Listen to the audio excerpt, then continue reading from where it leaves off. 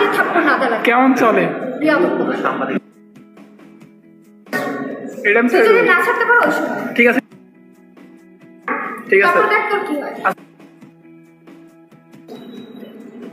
এটা তো একটা লিমিট, এটা কোনো দুষ্টামির কোনো ইয়ে হইলো এটা আমি